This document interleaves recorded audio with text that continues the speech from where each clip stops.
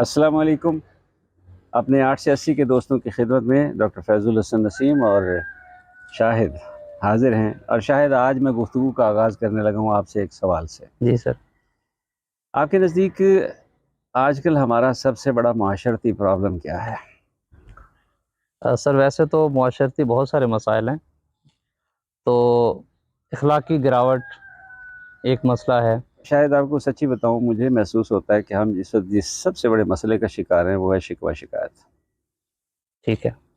ہمیں ایک دوسرے سے شکوہ ہے، ہمیں ماں باپ کو اپنے بچوں سے شکوہ شکایت ہے، بچوں کو ماں باپ سے شکوہ ہے، شاگرد کو استاد سے شکوہ ہے، استاد کو شاگردوں سے شکوہ ہے، عوام کو حکومت سے شکوہ ہے، حکومت کو عوام سے شکوہ ہے. نعوذ باللہ بعض اوقات ہم اس حد تک چلے جاتے ہیں کہ ہم اللہ سے بھی شکوہ کرنے بیٹھ جاتے ہیں. یہ شکوہ شکایت جو ہے نا، یہ ہمارے معاشرے کو جس طرح سے تباہی اور بربادی کی طرف لے کے جا رہا ہے، میرا خیال ہے ہمیں اس کی طرف توجہ دینے کی ضرورت ہے. ٹھیک ہے. چنانچہ میں نے سوچا کہ آج اسی موضوع پہ اپنے دوستوں سے کچھ باتیں کر لیتے ہیں.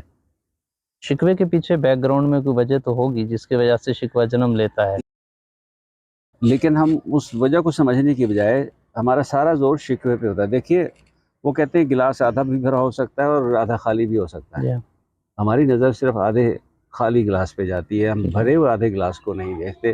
یہاں سے شکوہ جنم لیتا ہے. یعنی شکوہ دیکھیے بذات خود کوئی اتنی بری چیز نہیں ہے، جی لیکن شکوہ کرتے ہوئے آدمی کو یہ بھی تو سوچنا چاہیے کہ اللہ تعالیٰ نے ہمیں کون کون سی کوئی نعمتیں دی ہوئی ہیں، کچھ اچھائیاں، کچھ مثبت پہلو بھی تو ہماری زندگی میں جی ہوں گے نا. جی ہم نے کبھی ان کا ذکر نہیں کیا. شکوہ شکایت کی بات ہم ضرور وہ کرتے ہیں. شاید سر اشفاق احمد نے کہا تھا نا کہ دانت کھاتے کھاتے ٹوٹ جاتے ہیں بندے کے، لیکن زبان جو ہے وہ پھر بھی شکایت سے نہیں جاتی. دیکھیے، اللہ تعالیٰ قرآن مجید میں کہتے ہیں کہ اگر تم شکر کرو گے تو میں تمہیں مزید دوں گا. جی ہاں. ہم کہتے ہیں کہ جی ہم مہنگائی کا بھی شکار ہیں، ہماری ترقی بھی نہیں ہو رہی، ہمارے بچے پڑھنے میں بھی ٹھیک نہیں ہیں، ہمارے بچے ہمارے کہنا بھی نہیں مان رہے. یہ سارا شکوہ ہے نا. جی ہاں.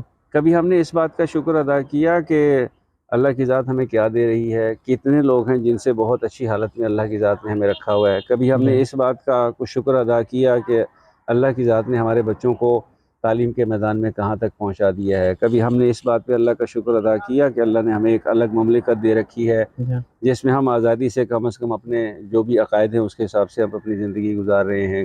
مطلب وہ آدھا گلاس ہمیں خالی گلاس ہی کیوں نظر آتا ہے؟ ہم آدھے بھرے ہوئے گلاس کی طرف کیوں ہماری نظر نہیں جاتی؟ شاید سر یہی ہم سمجھتے ہیں کہ بس ہم ساری بھلائیوں سے محروم ہیں. ایک تو اس میں جو پہلو آتا ہے نا، وہ ہے ہمارا کمپیریزن کا. ٹھیک ہے. ہم اپنے آپ کو، اور آقا صلی اللہ علیہ وسلم کا بلکہ اس حوالے سے ایک فرمان بھی ہے کہ اپنے آپ کو اپنے سے اوپر والوں سے کمپیئر نہ کیا کرو، جی ہاں. اپنے سے نیچے والوں کو دیکھا کرو. ٹھیک ہے. ٹھیک ہے. لیکن ہماری یہ عادت یہ ہے کہ ہم ہمیشہ اپنے سے اوپر والے کو، میرے پاس اگر گاڑی ہے، جی فرض کر لیں کہ ہونڈا سٹی ہے، تو میں یہ سوچتا ہوں کہ میرے پاس پجارو کیوں نہیں ہے، کیونکہ میں پجارو والے کو دیکھ رہا ہوتا جی ہوں. ہاں. میں یہ نہیں دیکھتا کہ کوئی اور انسان میرے جیسا، جی ہاں. میرے ساتھ کا کوئی ہم وطن ہے، اس کے پاس یہ سٹی یا ہونڈا بھی نہیں ہے، اس کے پاس موٹر سائیکل ہے، موٹر سائیکل بھی نہیں ہے، سائیکل ہے، سائیکل بھی نہیں ہے، پیدل ہے، ان کو نہیں میں کبھی دیکھوں گا. جی. لیکن میں یہ شکوہ ضرور کروں گا کہ میرے پاس ہونڈا کیوں ہے، میرے پاس پجارو کیوں نہیں ہے. نہیں ہے. پجارو آ جائے گی تو پھر بھی میری تسلی نہیں ہونی. میں کہوں گا میرے پاس جہاز کیوں نہیں ہے، صحیح. آڈی کیوں نہیں ہے، جہاز کیوں نہیں ہے. ہمیں اس طرف صحیح معنوں میں توجہ دینے کی ضرورت ہے. اور کیوں ضرورت ہے؟ دیکھیے، شکوہ شکایت جب انسان کرتا ہے نا، تو یہ منفی رجحانات ہیں جو ہمارے ذہن میں جنم لے رہے ہوتے ہیں، اور یہ اندر ہی اندر سے ہمارے جسم کو کھوکھلا کر دیتے ہیں. ہم نے پہلے کافی عرصہ پہلے ایک ویڈیو میں بات کی تھی کہ ہمارے جسم کے اندر جی کچھ ہارمونز ہوتے ہیں جو ہمارے ان جذبات کے حساب سے خارج ہوتے ہیں اور پھر ہمارے جسم پر اس کا اثر ڈالتے ہیں. خوشی کے ہارمون بھی ہوتے ہیں، جی دکھ کے ہارمون بھی ہوتے ہیں. ان میں سے ایک ہارمون ہے جس کا نام ہے کورٹیسول. جی جب بھی ہم منفی سوچ کے ساتھ کوئی چیز سوچتے ہیں نا، جی. تو ہمارا جسم سٹریس کی کیفیت میں آ جاتا ہے. ٹھیک ہے. اچھا، آج کل کے دور میں تقریباً ہر شخص ہی آپ کو یہ کہتا ہوا ملے گا بہت ٹینشن ہے. لیکن ہم نے کبھی سوچا کہ اس ٹینشن کی ایک وجہ ہم خود بھی تو ہو سکتے ہیں. جب ہم منفی رجحانات رکھتے ہیں یا منفی سوچ کے ساتھ کسی بات کے بارے میں سوچتے ہیں، جی. ہمارا جسم قدرتی طور پر ٹینشن کی کیفیت میں آ جاتا ہے. ٹھیک ہے. جب ہم ٹینشن کی کیفیت میں آتے ہیں تو پھر کارٹیسول کی سیکریشن، اس کا اخراج ہمارے جسم میں بڑھ جاتا ہے. ٹھیک ہے. یہ سٹریس ہارمون کہلاتا ہے.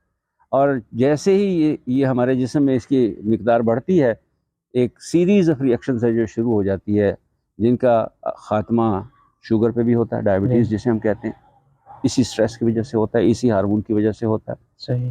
اس کی وجہ سے ہمارے جسم میں ہارمون ڈس بیلنس ہو جاتا ہے. جی ہاں. ہارمونل ڈس بیلنس جب ہوتا ہے تو اس کے اپنے عوارض ہیں جی ہاں. جس کے جو سامنے آتے ہیں، اور کئی دفعہ تو یہ ہوتا ہے کہ اس سارے ڈس بیلنس کی وجہ سے آدمی کینسر کا شکار ہو جاتا ہے. اچھا.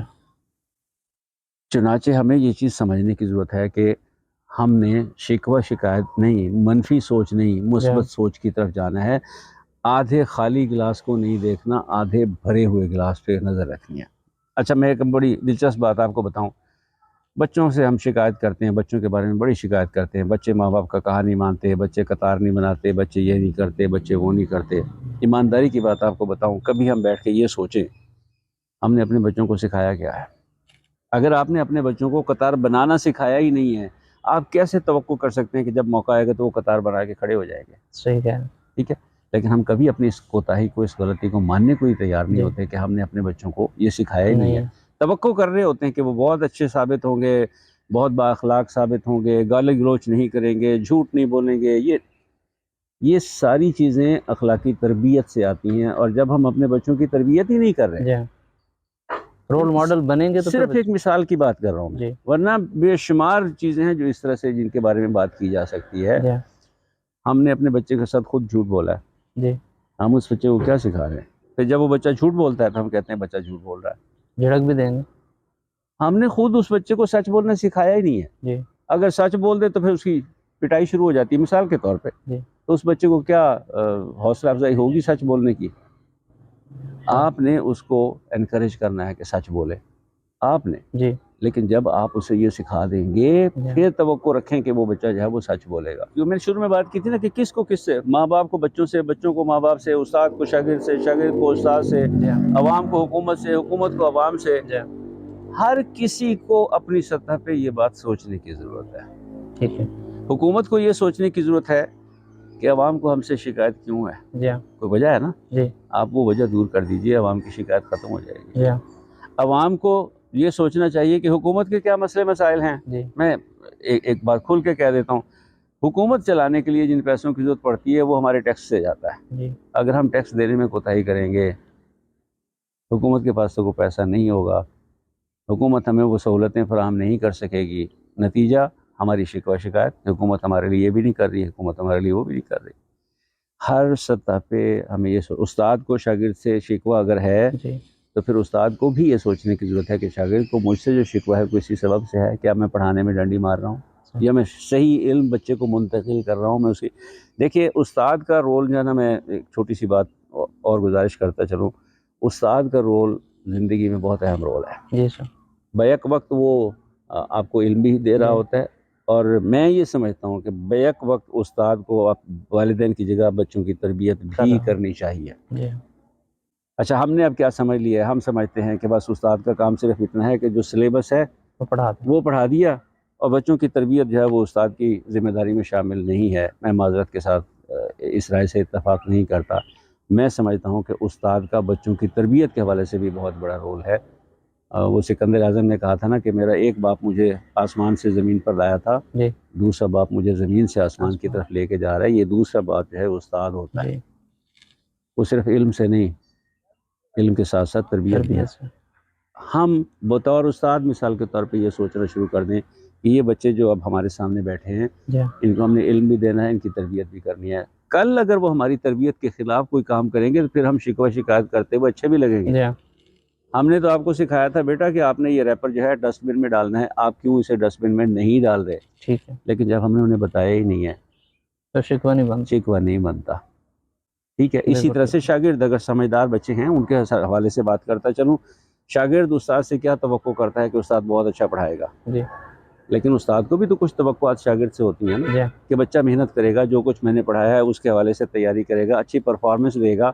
جی اگر بچہ یہ نہیں کر رہا تو بجائے اس کے کہ وہ استاد کا شکوہ کرے، جی اسے اپنے گریبان میں بھی جھانکنا چاہیے کہ کیا میں اس حوالے سے ایک صحیح طالب علم ہونے کا مظاہرہ کر رہا ہوں. صحیح. میں چند مثالیں جی ہیں، لیکن اس سے زندگی کے ہر شعبے پر آپ اس کو اپلائی کر کے دیکھ لیجئے. ہر جگہ یہی کیفیت ملے گی. ہم میں سے ہر شخص جہاں بیٹھا ہے جی وہ دیکھے کہ میری رسپانسبلٹی کیا ہے، میری ذمہ داری کیا ہے. جی اور ایمانداری سے اس بات کا جائزہ لے کہ میں اس رسپانسبلٹی کو ادا کرنے میں کہیں کوئی کوتاہی تو نہیں کر رہا.